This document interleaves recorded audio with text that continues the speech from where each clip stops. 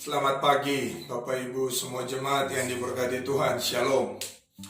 Dalam bulan Oktober seperti saya sudah katakan minggu lalu bahwa kita akan belajar bagaimana menginvestasi harta kita untuk kekekalan kita.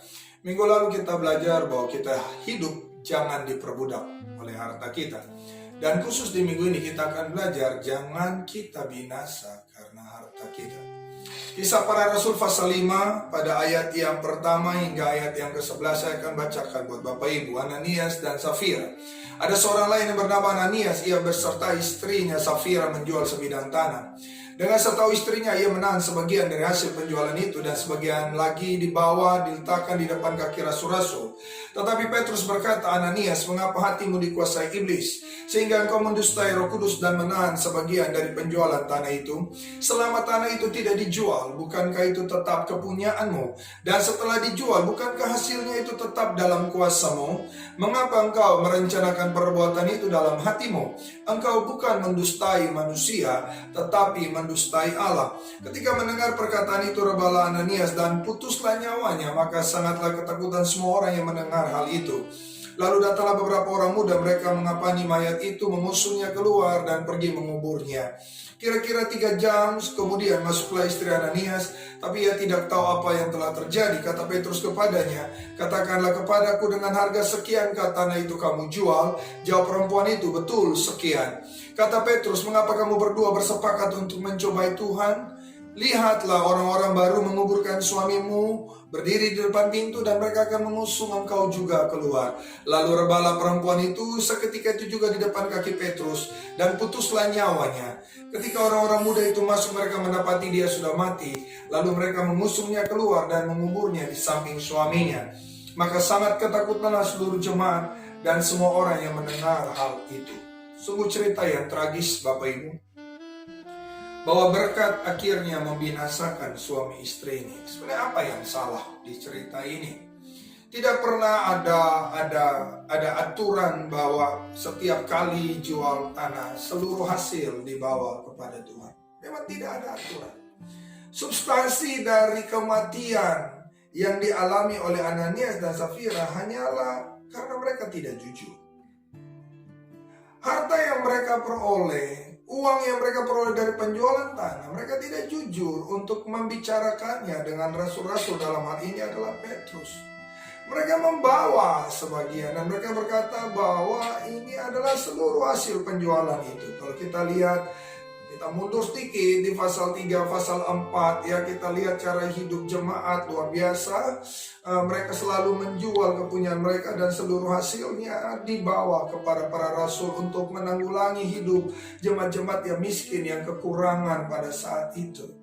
Nah, Ananias dan Safira sepakat bahwa dari sekian hasil yang mereka peroleh, mereka hanya membawa sebagian dan berkata bahwa itu adalah seluruh hasil dari penjualan sebidang tanah mereka.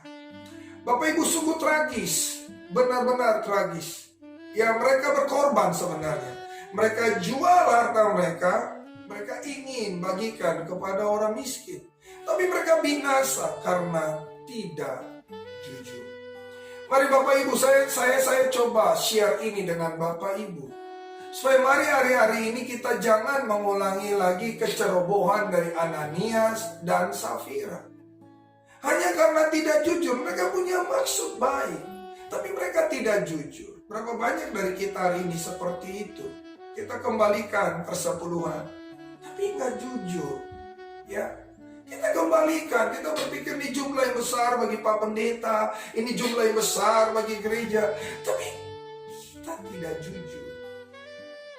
Petrus berkata, ketidakjujurannya bukan kepada kami, tapi kepada Roh Kudus, dan itu fatal.